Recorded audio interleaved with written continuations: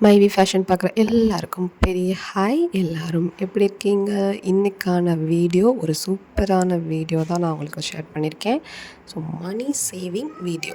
So money save பண்ணலை அப்படின்னா நம்மக்கிட்ட இருக்க பணத்தை நம்மளே திருடுற மாதிரி தான் அர்த்தம். ஸோ சேவிங்ஸுங்கிறது ரொம்ப மஸ்ட்டுன்னு தான் நான் எல்லா வீடியோலையுமே சொல்லிகிட்டு இருக்கேன்.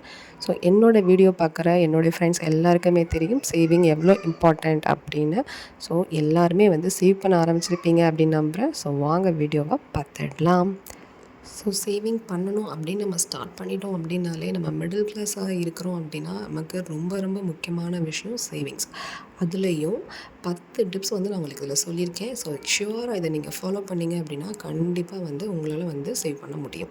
ஸோ உங்களுடைய இன்கம் எதை பேஸ் பண்ணி டெய்லி பேசிஸாக இல்லை மந்த்லி பேசிஸாக அப்படிங்கிறத முதல்ல சூஸ் பண்ணிக்கோங்க. ஸோ டெய்லி பேஸ் பண்ணிருக்கீங்க அப்படின்னா உங்களுக்கு நல்லாவே சேவ் பண்ண முடியும். ஸோ மந்த்லி பேஸில் இருக்கீங்க அப்படின்னா உங்களுக்கு கொஞ்சம் அலோகேட் பண்ணி வச்சுட்டு அதுக்கப்புறமா நீங்கள் சேவ் பண்ணிக்கிறதுக்கு ஈஸியாக இருக்கும். ஸோ டெய்லி பேசிஸை பொறுத்த வரைக்கும் பார்த்தீங்க அப்படின்னா உங்களுக்கு இப்போ 100 ரூபா டெய்லி கிடைக்கிது அப்படின்னா கூட உங்களுக்கு அதில் ஒரு 10 ரூபா எடுத்து வைக்கிறதுக்கு ரொம்ப ஈஸியாக இருக்கும். ஸோ மந்த்லி பேசிஸ் அப்படின்னா நீங்கள் ஒரு அமௌண்ட் இவ்வளோ பர்சன்டேஜ் நீங்கள் ஒதுக்கிடணும். ஸோ 30,000 அதில் ஒரு 20% நீங்கள் சேவிங்ஸுங்கிறதுக்கு ஒதுக்கிட்டு நீங்கள் அந்த மாதிரி சேவ் பண்ணணும். ஸோ அதை எப்படியெல்லாம் பண்ணலாம் அப்படிங்கிறத வீடியோவில் 1 by 1 பார்க்கலாம். ஸோ டெய்லி சேவிங் பார்த்தீங்க அப்படின்னா நீங்கள் ஒரு நாளைக்கு ₹1 எடுத்து வச்சா கூட நீங்கள் மாதம் 31 நாளைக்கு ₹31 உங்களால் சேவ் பண்ண முடியும். அட்லீஸ்ட் ₹30 உங்களால் கண்டிப்பாக சேவ் பண்ண முடியும். ஸோ நான் நிறைய வீடியோவில் பார்த்தீங்க அப்படின்னா இந்த கேலண்டர் சேவிங் அப்படிங்கிறதெல்லாம் நான் போட்டிருக்கேன்.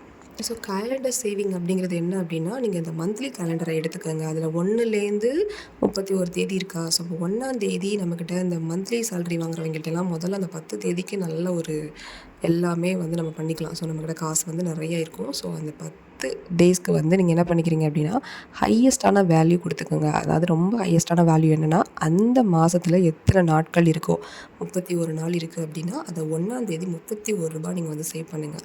2ஆம் தேதி பார்த்திங்கன்னா ₹30 சேவ் பண்ணுங்கள். 3ஆம் தேதி பார்த்திங்க அப்படின்னா ₹29 சேவ் பண்ணுங்கள். இதே மாதிரி நீங்கள் 31ஆம் தேதிக்கு பார்த்திங்கன்னா அட்லீஸ்ட் நீங்கள் ₹1 தான் சேவ் பண்ணுற மாதிரி அந்த இடத்துல இருக்கும். ஸோ எங்களுக்கு அந்த மந்த்லி எண்ட் காசு கம்மியாகிறதுக்கும் அந்த சேலரி கிடைக்கும் போது அந்த 10 டேஸ்க்கு நீங்கள் முன்னாடியே அதை சேவ் பண்ணுறதுக்கும் உங்களுக்கு ரொம்ப வசதியாக இருக்கும்.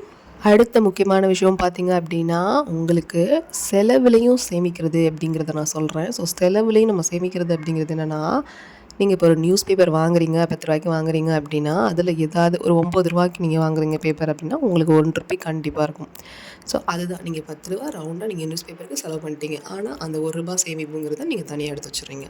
ஒரு சிக்கன் வாங்க போகிறீங்க கடைக்கு அப்படின்னா உங்களுக்கு ஒரு ₹200 சொல்கிறாங்க, ₹240 சொல்கிறாங்கன்னு வச்சுக்கோங்களேன். ₹250 ரவுண்டப் பண்ணுங்கள். அதில் ₹10 நீங்கள் சேவ் பண்ணுங்கள். ஸோ இப்போ நீங்கள் எவ்வளோ எடுத்துகிட்டு போகிறீங்களோ அதில் இருக்க பேலன்ஸ் காசு தான். இப்போ நான் அந்த கையில் வச்சுருந்த ஒரு காயின்ஸ் ₹5 காயின்ஸாக வச்சுருந்தேன், நீங்கள் பார்த்துருப்பீங்க. ஸோ அதை நீங்கள் ஓப்பன் அதை எப்படின்னா இந்த மாதிரிலாம் சேவ் பண்ண காசு தான். ஸோ பால் வாங்குகிறோம், அதில் ஒரு ₹5 மிச்சப்படுது அப்படின்னா அதெல்லாம் தனியாக சேவிங்ஸ். ஸோ அதை எல்லாத்தையும் பொறுக்கி கொண்டு போய் நம்ம மறுபடியும் செலவு பண்ணுறதுக்கு வைக்கக்கூடாது. இதை தான் நான் சொல்கிறேன் செலவிலும் சேமிப்பு அப்படிங்கிறத. அடுத்தது பார்த்திங்க அப்படின்னா நீங்கள் இதை சேலஞ்ச் பண்ணி நீங்கள் காசு சேவ் பண்ணும்போது நிறைய சேமிக்க முடியுங்க. நீங்கள் ₹10 ₹20 சேலஞ்ச், ₹50 சேலஞ்ச் இந்த மாதிரி சேலஞ்ச் பண்ணி நீங்கள் சேவ் பண்ணுங்கள். நிறைய பவுச்சஸ் கூட இப்போ கிடைக்கிது. ஒரு டேக்கு என்ன 31 பவுச் இருக்க மாதிரியான அந்த சேவிங் பாக்ஸு பவுச்சஸ்லாம் கிடைக்கிது. ஸோ அதில் நீங்கள் ₹50 சேவிங்னா ₹50 ஒரு நாளைக்கு வைக்கணும். ஸோ அந்த மாதிரிலாம் சேவ் பண்ணலாம். ஸோ சேவிங்கிறது நீங்கள் எப்படி வேணாலும் சேவ் பண்ணலாம். நீங்கள் ஃபஸ்ட்டு ஒரு ₹10 சேலஞ்சில் ஆரம்பிங்க. அதுக்கப்புறமா நீங்கள் ₹20 ₹50 அப்படின்னு சொல்லி நீங்கள் சேவிங்ஸை ஹை பண்ணிகிட்டே நீங்கள் போகலாம். ஸோ ஃபைனலாக நான் ஒரு சேவிங் சொல்கிறேன். அது என்ன அப்படின்னா காயின் சேவிங். இந்த ₹1 காயின் எல்லாத்தையும் சேவ் பண்ணுங்கள். ஸோ ₹2 காயினை அதை தனியாக சேவ் பண்ணுங்கள்.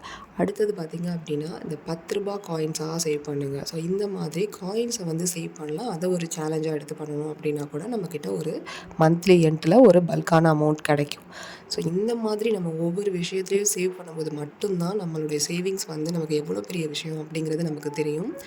ஸோ உங்களுக்கு நான் சொல்கிறது புரியும்னு நினைக்கிறேன். ஸோ இந்த ₹5 ₹1 காயின்லாம் நம்ம பண்ணுறது எப்படி அப்படிங்கிறத நான் இன்னொரு வீடியோவில் டீட்டெயிலாக உங்களுக்கு நான் போடுறேன்.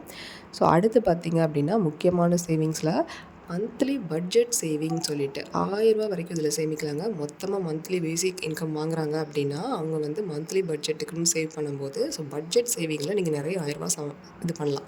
ஸோ அது எப்படின்னு ஆல்ரெடி நான் வீடியோ போட்டிருக்கேன். ஸோ கரண்ட் பில் ஆகட்டும், நம்ம ஏசியை எப்படி ரெடியூஸ் பண்ணி நம்ம யூஸ் பண்ணுறோம், எதுக்கு அனாவசியமாக பைப்பு லைட்லாம் நம்ம ஆன் பண்ணி வச்சுருக்கோமா, இந்த மாதிரி ஒவ்வொரு விஷயங்களும் நம்ம பார்க்கும்போது நம்மளால் ரூ. 1000 வரைக்குமே மளிகை சாமான்லேருந்து சேமிக்க முடியும்.